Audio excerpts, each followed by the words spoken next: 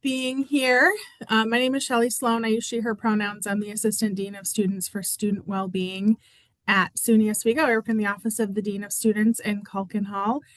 And I thought it would be a good idea, since we've had some transition and some flux with some of the products that we offer for sexual and reproductive health. So I wanted to do a quick overview.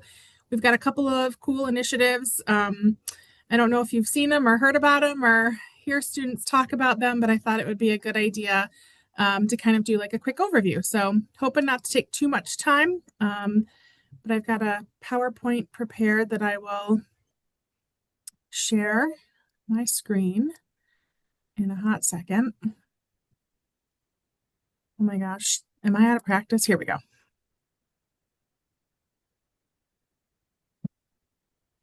All right. So can everybody see? Oh shoot, is it making me sign on? I literally had it good to go. I can't. Hold on.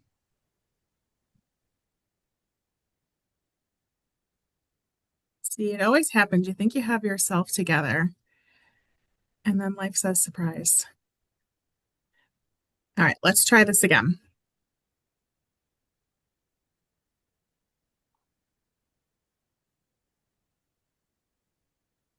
Oops.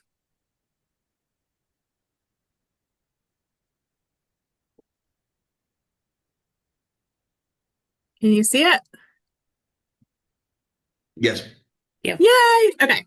So go through some sexual and reproductive health resources super quick. So we have a couple things on campus. We have our campus student Sexperts, which is a student peer ed group we'll talk about.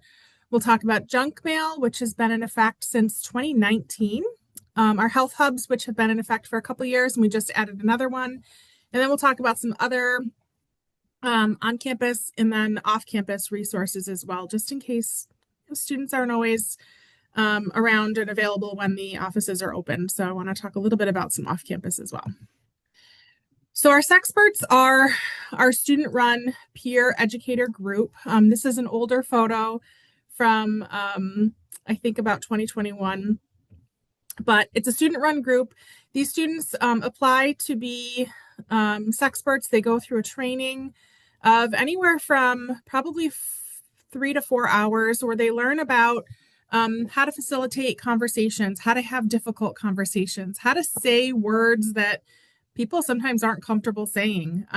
We talk about a lot of information around STIs and resources and all of the things. So they get a PowerPoint, they do some one-on-one practice, they do some facilitation training, and then we kind of launch them out there. And so they go and table. As you see, this is a picture of one of our former Sexperts tabling in Marano Campus Center.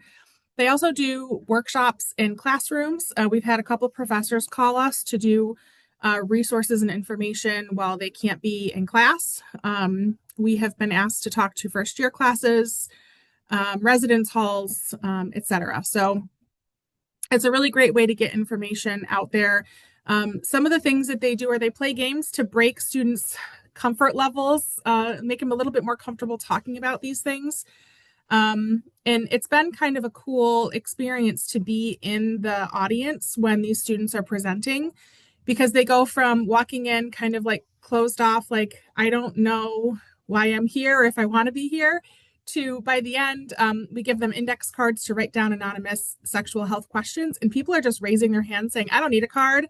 I'm comfortable enough having this conversation. And to me, that's what I want. I want students to kind of break down some of these barriers of having these conversations. So it really started from having students have this capability to have these open conversations, and it's kind of expanded. So they do presentations, they support our junk mail, they support our health hubs, they support all of the sexual and well-being products and services that we're going to talk about today. So really, they're really the hub. And I do offer intern positions to 2 students per semester. So if you have any students who are looking for internships, who are good with coordination, organizing, can manage a good amount of things, can present or can learn to present, we'd love to have them. So they're kind of our student group that helps break the ice.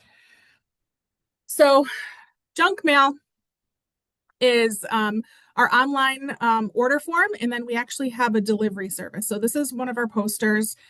These are some of the things you might find in the poster in junk mail. So the only thing that doesn't look the same is a finger cut. Our graphic designer couldn't get her hands on one of our finger cuts, so she just grabbed one. Ours look a little different. But other than that, these are exactly what you might find in junk mail. So we say that we fill these orders once per week. We actually fill them a couple times a week when we can. We have student interns and we have grad assistants, and sometimes I fill them. So what happens is there's a Google form, and that QR code will actually take you to the Google form. It is not turned on right now. I won't turn it on until Monday because I don't have the staff to be able to fill them over breaks and holidays. But what we do is they fill out this form. They say, I want to either have it delivered to my residence hall or I want to pick it up at Culkin. So those off-campus students might pick it up in our office. And they tell us what they want. And they are allowed 3 items, up to 5 of each item. So it's all kind of outlined in the form. So if they want condoms, we'll give them 5 flavored condoms or 5 Trojan or 5 lifestyle. They get to choose that. Lubricant, they can get 5 lubricants. Finger cots, we usually do more. And then the dams. Every order comes with a come prepared sticker, and every first order comes with a little Sexperts pouch that they can use to store condoms in. It's a little discreet. And then last semester, I added Plan B to those. So I was at a conference in Utica, and somebody from SUNY Stony Brook said, we deliver Plan B for free. And I was like, how do you do that? And she said, well, we call Plan B and we ask them to donate some, and they do. So I was able to get 640 Plan B samples the fall prior, and then we launched them spring break last spring into the junk mail. So I work with health services. They offer 2 per time students go in. They have to pay for them at health services because health services pays for them. Because I got them donated, I give them away to students. And so following the health services policy, students can have 2 per semester. And then once their 2 limit has been reached, we have a conversation about why they might need more. It allows me to have some open conversation about, there's some risks associated with using Plan B. It shouldn't be used as birth control. All of those things we're able to sit down and have a conversation about before they're able to get any more. And sometimes they don't. So that's a conversation that we have together. So the things that we offer, as I mentioned, are all in here. And we do some assessment. So we have a way to reach out to students. So when we get an order in and we fill it, we email students to say, your order has been filled. It should be on its way to your residence hall soon, within 2 days, or we give them a time frame. And then any Plan B that's in there, we hand deliver that to the residence hall so the students know they're coming. I work with Residence Life and Housing to have the desk attendants know that these that come in, they have to be logged. The students have to be called to come down and pick it up, and the students know that they're at the front desk. So it's been pretty seamless. We had a couple hiccups with some orders before, which is why we moved to this process. But it seems to be really working well for us and for the students. And then afterwards, we have a 2-week timer where we send out a quick survey to the students and get their feedback. So just to give you a little idea of the usage that we have through junk mail, we launched it in spring of 19 and April 29th. So it was the very end of the semester. We had 7 orders that year. And then we got a really good semester under our belts before COVID hit. So we had 92 that first full semester of use. And then COVID kind of tanked us. We came back strong in spring 22 with 112 orders. And then it kind of died down until we added that Plan B. And so again, we added the Plan B spring break of spring 25, and we started putting up that poster that I showed in the previous slide. And that really drove some business. And I just pulled some numbers in the fall 25 that we had. Out of our 181 orders, 130 of them included the request for Plan B. So some students are asking for it just to have. Some students are giving it to friends. Some students are using it. I don't really care as long as they have it and they know that it's there as a resource. That's important to me. So hopefully we'll kind of see this upward trend. And I don't know if I'm going to be able to get more Plan B once this is gone. And I don't know how that's going to drive our numbers, but I think Based on this student feedback, the students really do appreciate it. So I pulled just a couple of quotes. I literally copied and pasted them, so I didn't correct spelling or grammar. But fast delivery, discreet, good communication. Like I said, we email them and let them know. They love the stickers. We had a lot of comments about the stickers. Quick delivery, well-timed premium products. Convenient, good for emergencies. I love that we're pushing safe sex. Quick packaging and shipping. So these come in basically like small poly envelope mailers. And I do that because of the strength and durability. We hand deliver some of them because of temperature changes. We can control that a little more when we hand deliver it, but the students really appreciate it. I should also mention, where do I get all of these products? I get them from the New York State Condom Program, which is out of New York City. And so they allow any nonprofits, universities to obtain free supplies. The upside is it's free. The downside is I don't get to choose what I get and when I get it. So sometimes they might not have Trojans available. Sometimes they might be a little more delayed. So I really have to plan ahead and track my numbers and know what I'm going through in order to have enough for everything that I need. Just some more student feedback from junk mail. It's pretty good. I would recommend and might order again. It came by swiftly, came with great timing. So the students really do appreciate it. It is free for them. They don't pay a penny. I don't pay that much either, to be quite honest. I pay some packaging and labels, and then our student intern time. So it's a really great way to get this out to students at a super low, reasonable cost. So our health hubs is our next, was my next pet project. That actually started from student requests. They wanted more access to sexual health products. And so the Division of Student Affairs pulled together me, auxiliary services and health services, and said, what can we do? What do you think? What's possible? And so Steve McAfee from auxiliary services was able to get this machine that you see in this photo donated because I said, I don't want to contract with a company.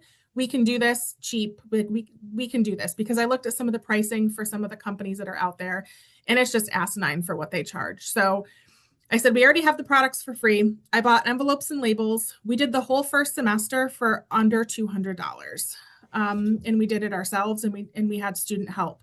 I hold the key to the vending machine, and we stock it, we load it.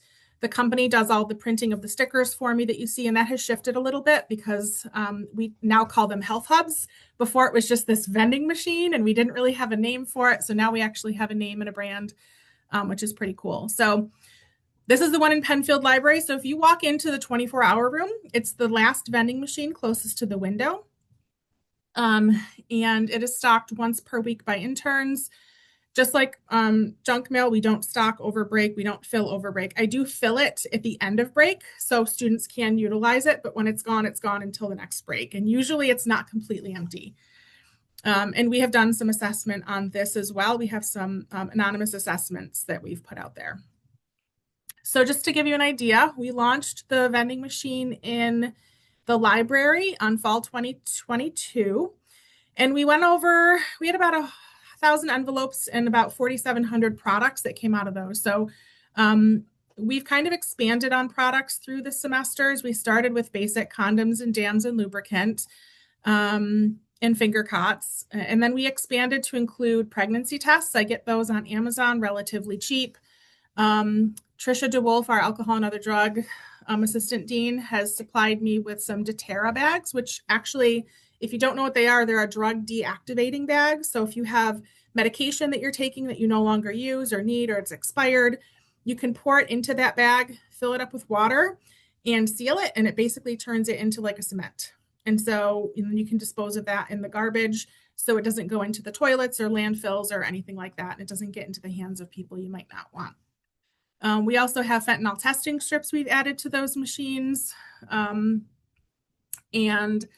we're always adding new and different things. And so I'm actually working with health services right now, and I have to pick them up next week. They're providing me with self-STI testing kits that students can get out of the vending machine. It will have a urine specimen cup. It will have labels. It will have a biohazard bag.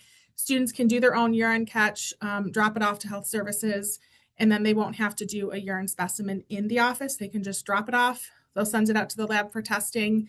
And again, we're just looking for those easier ways to get information or things to students to make their lives easier. So good numbers on Health Hub 1. Health Hub 2, you can see we launched in fall 25. So there's some current legislation out there or a bill right now that's not been passed, but we're watching it.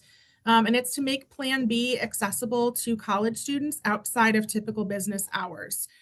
The whole bill is clear as mud right now. It's changed a little bit, but we want it to be ahead of the curve. So part of what we did was add in this second machine, which was also donated. Steve McAfee worked some more magic on our vending company and was able to get that machine donated. I do hold the key, and we have a credit card reader on that, and we do have Plan B available there. So I purchased that Plan B. The Plan B is sold at $10 a piece through the vending machine. And that $10 covers all of my costs associated with the card reader, the upcharge for the credit card, and to reorder. So after our first semester, we went through 97 Plan Bs. Since probably mid-September, I think we launched it. We went through about 100 Plan Bs or so from the machine or that's currently in there that maybe haven't been sold, but I was able to reorder 100 more for spring, and we were able to self-sustain so far. So I'm hoping that this can be a self-sustaining project where the money that I already put into it is just money that we're going to continue to not have to put in, and it can sustain itself. So 482 is not too bad for launch of fall 25. Health Hub 1 in the library is 1386. So a lot of use this semester. I should mention that the Health Hub 2 is in the Laker Lounge, which is in Marano Campus Center in the basement underneath Sweatman Gym. So there's a little room of vending machines, and that machine is actually in that room. And so the only time that it's not accessible is when the building is not open. Otherwise, it is. The one in the Penfield Library is 24/7 access as long as the library is open. Actually, 24-hour access even when the library is not open because it's a 24-hour room. So student feedback on the Health Hub. Students think it's a great to take away the stigma of going to a store to purchase. Look, condoms are expensive, and we don't want anything to stand in the way of students keeping their education going and doing good things. So if supplying some free condoms works, then that's what I'll do. It's beneficial. They love it. It's a good resource. I thought this comment was kind of cool. I genuinely like the machine and find it to be a handy resource for students who find it embarrassing to ask the health center, res life, or front desk. I don't use it often because my partner lives off campus, but the one time he was on campus was the weekend and we couldn't go to the health center. So the vending machine was a great alternative. So the students really do appreciate that. We also supply condoms through SHOP. So they are also the SHOP Syracuse and SHOP main campus. We have internal and external condoms. And when I say internal, that's formerly known as the female condom. Internal condom is just a more inclusive way to say internal condom. Finger cots are what you wear over your finger for some digital contact. Fun fact, you can also use them for ATMs if you don't want germs or other things. So they're very versatile, but you can also use them for sexual health. We have dams for oral to anal or oral to genital contact and the lubricant. And then pregnancy tests we do stock at the Syracuse campus. They don't have a vending machine, not yet. I don't know if we will put one there or not, but I wanted the Syracuse campus to have access to the things that the main campus students had as well. So they do stock the pregnancy test there. When they get low, they just call me and then I send more down. So I'm at the Syracuse campus a couple times a semester. We also have a courier service that goes to the Syracuse campus if I need to send them that way. And then I just deliver them to SHOP on campus. So it's a great way, and students do use them. I've helped out at SHOP and I've checked students out who are picking those up. Other on-campus resources. So a lot of residence hall directors will call me at the beginning of the semester and say, hey, I need some condoms from my building. And I'll say, how many do you want? And then I'll get them ready and deliver those to the residence halls or to the Res Life office. Health Services also orders condoms from the New York State Condom Program. So they have a wide variety that students can get them, and they're all free. Our Sexperts table a whole bunch. We ask they table at least once a week, and so you can find them there. Students have also emailed me. I've had a student that said, "Can I have 50 condoms, please?" And I don't ask questions. It's not my job to ask questions. I get them ready and I leave them for the student in our office, or I leave them hanging on my door. I work that out with the student. So I always say, if you need anything beyond the limits that are within the forms, just let me know and I'm happy to get them. Campus Rec has asked for condoms, other departments or areas. So if you're looking for them, if you want to keep some on your desk in a fishbowl, whatever, just reach out to me and I'm happy to get those to you. And then we also have some off-campus resources. So Oswego County Opportunities has a partnership with Health Services. So they actually come on campus every Thursday and they do GYN exams, they dispense birth control, they do STI testing for students during their business hours on Thursdays. They did have a mobile testing unit and had some grants to come on and do some HIV testing. I heard from Angie literally last week that has been canceled, that they have not been funded for that anymore, unfortunately. So that is kind of a bad thing. But students, if they're not available on Thursdays to go to OCO, they can make their appointment at OCO and just let OCO know that they don't have transportation. And then as long as they have enough notice, they can pick up the student and take them to the appointment if they need. So OCO's offices are behind Price Chopper on George Street. So if you kind of turn down George Street and keep going a little bit past Price Chopper before you get to that first intersection, it's there. And so if a student has classes or they're not available, they can schedule another day. And if they don't have transportation, it is available. They also have a phone number where you can text, and they will deliver condoms. They will deliver Plan B. They will deliver right to campus. We are part of their area. And when I run out of products, they call me, or I call them. And when they run out of products, they call me. So we always joke about the great lube shortage. When we can't get them through the condom program, we share products back and forth with each other because they also get their items for free. So it's a good partnership that we have together. All right. That was a super, super fast overview. What questions do you all have for me, if any? And do you want to add anything I might have missed, Grace? I just wanted to say thank you for your good work, Shelly. This is an awesome initiative and project, and I think Oswego is really lucky to have you behind the scenes doing all the work. Thank you. It's been a wild ride. It's really hard to track sometimes, or to guess what students are going to need. During COVID, when people were staying away from each other, our reuse kind of tanked. It's coming back up. I just did another survey. I've not looked at numbers in depth yet, but I'm going to be able to look at some trends in terms of what we're seeing now. And I'm hoping that having the availability of these products is helpful to students to have and that they're utilizing them. It looks like they are, so that's a good thing. Mm-hmm. For sure. Thank you. Awesome. No questions? Oh, y'all are an easy audience. Okay, thank you. Well, we'll have the recording as a resource for people who watch it later. Perfect. Yes. Yep. That's great.